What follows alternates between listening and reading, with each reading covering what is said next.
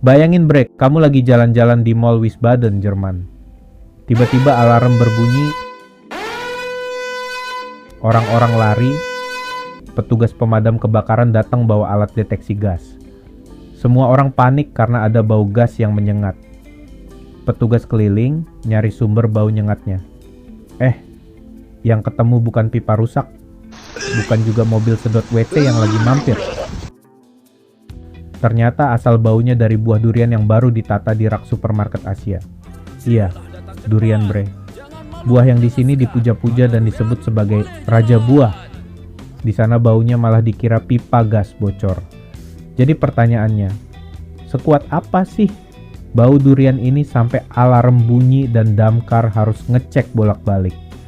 Yuk kita kulik. Karena di balik aroma yang kuat itu ada sains yang bikin ilmuwan nahan muntah. Banyak yang mengira durian itu cuma punya satu bau khas aja. Padahal penelitian dari Journal of Molecules tahun 2022 nemuin ada lebih dari 40 senyawa volatil di dalam durian dan setiap varietas memiliki jumlah senyawa volatil yang berbeda-beda. Setiap varietas punya rasa yang khas. Seperti montong yang punya rasa lebih manis, kayak madu campur karamel, musang king yang ada hint bawang sama keju tua, dan D24 yang malah ada sedikit aroma bensin bercampur dengan buah-buahan tropis. Campuran semua aroma itu menyatu, dan hasil akhirnya tuh bau durian banget. Buat orang Asia, baunya udah kayak undangan pesta, tapi buat yang nggak biasa, kayak alarm bahaya. Tapi apa yang bikin alarm itu nyala bukan cuma campuran biasa, tapi ada satu dalang utama. Dalangnya adalah senyawa sulfur. Dua diantaranya yang paling ngegas, yaitu ethanetiol yang baunya mirip bawang busuk campur gas LPG, dan juga diethyl disulfide yang kayak telur busuk campur bawang goreng gosong.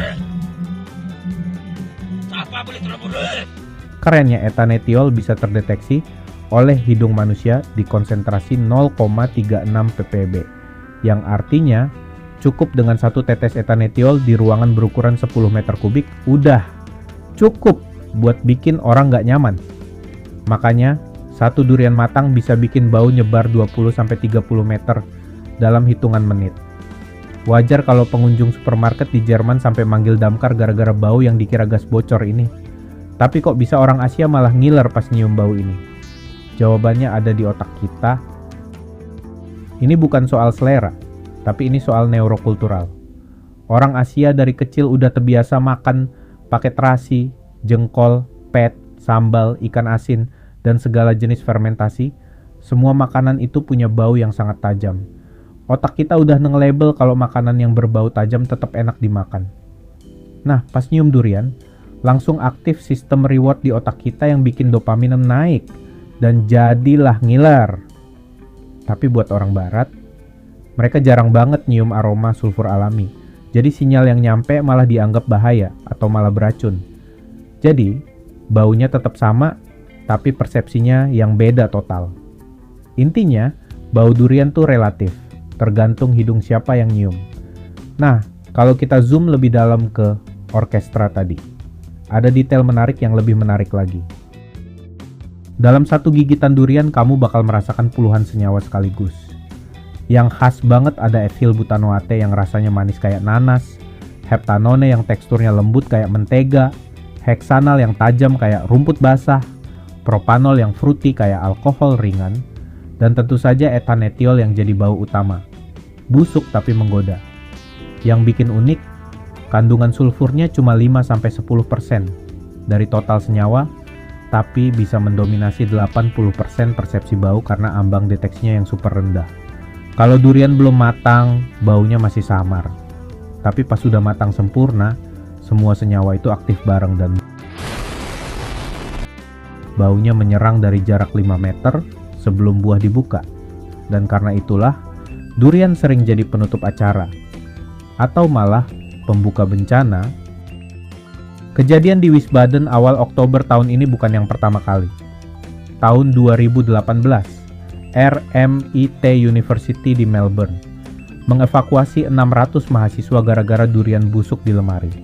Tahun 2020, pekerja kantor pos di Bavaria dievakuasi karena ada paket yang berisi durian. Tahun 2019, mahasiswa di University of Canberra harus dievakuasi dari area perpustakaan karena ada durian busuk di tempat sampah. Durian ini udah kayak seleb yang muncul bentar langsung trending, tapi bedanya pas muncul lagi nggak klarifikasi. Dan yang bikin drama ini susah selesai itu karena bau durian yang bandel banget. Molekul sulfurnya itu kecil banget, ukurannya di bawah 300 Dalton, jadi gampang banget nempel di permukaan benda. Kena plastik, baunya bisa stay 2-3 minggu. Kena kain, bisa sebulan kalau cara nyucinya nggak bener. Di interior mobil, bisa bertahan bertahun-tahun kalau nggak di steam. Makanya hotel-hotel di Thailand, Malaysia, Singapura melarang durian dibawa masuk. Maskapai kayak AirAsia sama Lion Air kasih denda 5 juta kalau ketahuan bawa durian. Tips survival, kalau kamu maksa buat bawa durian, pastiin bungkus pakai 3 lapis plastik, tambah koran, terus masukin kantong kedap udara, simpen di koper terpisah. Jangan lupa berdoa biar nggak ketahuan sama petugas. Tapi sebenarnya bau durian itu setajam itu nggak sih? Bau durian yang setajam itu berasal dari proses kimia alami saat buah matang. Enzim memecah protein, sulfur dilepas, gula terfermentasi, dan ester terbentuk. Hasilnya, aroma kompleks yang nggak bisa disintesis 100% di lab. Sama kayak kopi yang punya asam volatil, keju blue yang penuh methyl ketones, atau wine yang kayak esters sama aldehydes. Bedanya, durian levelnya overkill, tapi justru itu yang bikin dia unik. Dan dari sisi budaya, dia ngajarin kita satu hal. Sesuatu yang dianggap sampah di satu tempat, bisa jadi emas di tempat lain. Jadi, kalau lain kali kamu lagi makan durian, inget ya, kamu lagi berurusan sama buah yang bisa bikin ilmuwan penasaran, bule panik, dan ngerjain pemadam kebakaran. Dan entah kamu tim pemburu durian atau kabur duluan, satu hal yang pasti, bau durian tuh nggak main-main. Gimana menurutmu, Bre? Kamu tim yang bisa ngunyah durian bareng nasi atau tim yang langsung tutup hidung? Tulis di komentar ya. Dan jangan lupa like, subscribe, biar makin banyak yang tahu. Bau durian itu nggak main-main. Buat hidung, buat otak, dan buat reputasi Damkar di Jerman.